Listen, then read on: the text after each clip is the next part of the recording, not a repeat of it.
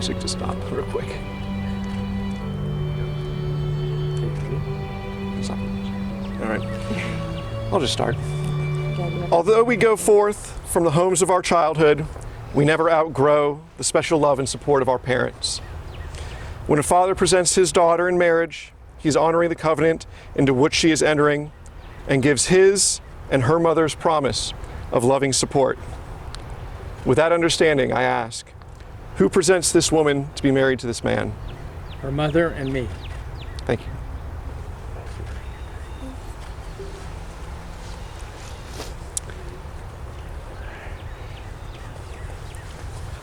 Welcome, family, friends, and loved ones. We gather here today to celebrate the wedding of Kelley and James. We come together not to mark the start of a relationship, but in recognition of a bond that already exists. As a prelude, I offer some thoughts on marriage by a writer, Anne Morrow Lindbergh. Beautiful. When you love someone, you do not love them all of the time in exactly the same way, but from moment to moment. It is an impossibility. It is even a lie to pretend to, yet this is exactly what most of us do and demand. We have so little faith in the ebb and flow of life, of love, of relationships. We leap at the flow of the tide and resist the tear of its ebb. We are afraid it will never return. We insist on permanency, on duration, on continuity, when the only continuity possible in life, as in love, is in growth, in fluidity, in freedom. In the sense that dancers are free, barely touching as they pass, but partners in the same pattern. The only real security is not in owning or possessing, not in demanding or expecting, not in hoping even. Security in a relationship lies neither in looking back to what was in nostalgia, nor forward to what it might be in dread or anticipation, but in living in the present relationship and accepting it as it is now. Relationships must be like islands. One must accept them for what they are, here and now, within their limits, islands, surrounded and interrupted by the sea, and continually visited and abandoned by the tides. James, the woman who stands by your side is about to become your wife. She will look to you for gentleness and support, for understanding, for encouragement and protection. You must never take Kelley for granted, but continually sensitive to her needs. So I ask you, James, do you promise to love, honor, and protect Kelley? Will you share the good times and achievements, as well as the hard times and disappointments? Will you keep her in sickness and sorrow, in health and happiness? Will you be faithful to her forevermore? I do. Kelley, the man who stands by your side is about to become your husband. He will look to you for gentleness and support, for understanding, for encouragement and protection. You must never take James for granted, but continually be sensitive to his needs. Kelley, do you promise to love, honor, and protect James? Will you share the good times and achievements, as well as the hard times and disappointments? Will you keep him in sickness and in sorrow, in health and in happiness? Will you be faithful to him forevermore? I do. Kelley and James, the vows that you are about to make are as special as any that can be made. So before God and these witnesses, will you please exchange the vows you have chosen? James? Yes.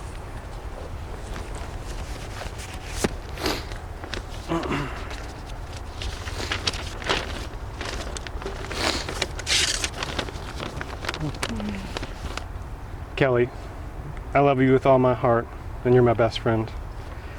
From the first time we met, I knew there was something special about you. You diagnosed me with pink eye,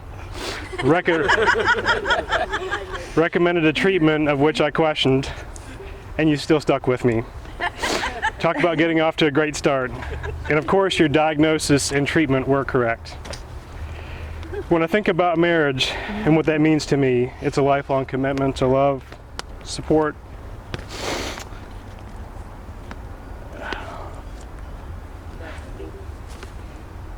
laugh, cry, and grow old together with. A very wise man once told me that it's the sum of each individual parts that makes a beautiful relationship in marriage. You and I are not perfect individuals. I unload the dishwasher the incorrect way every time, which you lovingly correct me at. I somehow always use the last bit of toilet paper, but magically more appears after that. You don't like cleaning nasty things out of the sinks and bathrooms, but I lovingly do that.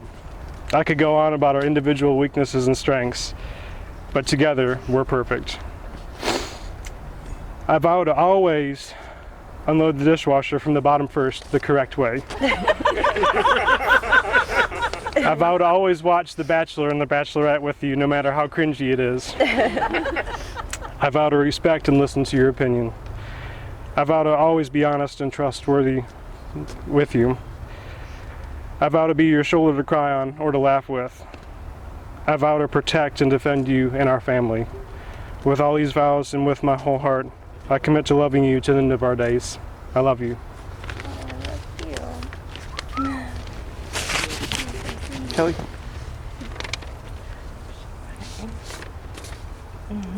James, I stand before you today, my heart overflowing with love, honored to be the person that you chose to spend the rest of your life with. I'm like such a crier. You are the most hardworking, patient, selfless human I've ever met. One of the qualities I admire about you the most is the way that you put your heart into everything you do and never give up, even when times get tough. But what I love about you the most is how you make me feel. When we are together, I feel so happy, secure, and loved more than I ever imagined was possible. Thank you for loving me for exactly who I am, accepting my past, and making the effort to show me that love. I have become the best version of myself because I've had you by my side. I now understand why every experience before you was necessary. I cannot wait to grow our family together and continue to grow in our love for each other. I know life won't always be fun and easy, but I promise to work every single day to bring you happiness and take care of our family. You're the person I want to share every part of my life with. I will always stand by your side, respect you, and strive to meet your needs. I vow to love you for all the days of my life. I love you. I love you. Now, I don't need to ask if you bring rings as a token of your love, since I've got them with me. So, let's see here. Kelley, you will hold this. Okay. All right. The origin of the wedding ring goes back well in history and has been used in many cultures. In ancient Persia, it was customary for the bride and groom to give a ring to everyone who attended the wedding ceremony. But before everyone gets excited, we're not in Persia, so that's not happening today. A ring in its simplest form is a circle. It's a symbol of oneness and unity, no beginning and no ending. Its structure is strong, visibly unbreakable. It is a symbol of enduring love. James, if you will repeat after me, I give you this ring in token and pledge. I give you this ring in token and pledge. I give you this ring in token and pledge. As a symbol of all that we share. As a symbol of all that we share. With my constant faith and abiding love. With my constant faith and abiding love. Place the ring.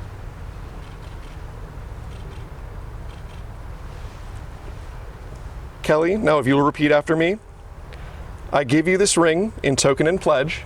I give you this ring in token and pledge. As a symbol of all that we share. As a symbol of all that we share.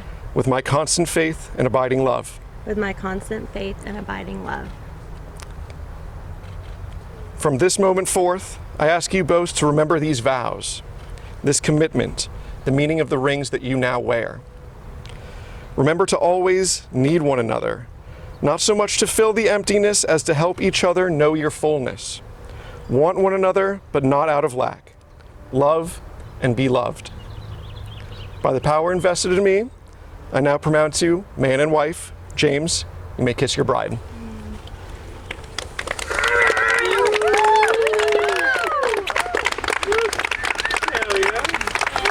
I present to you now Mr. and Mrs. James Kurth.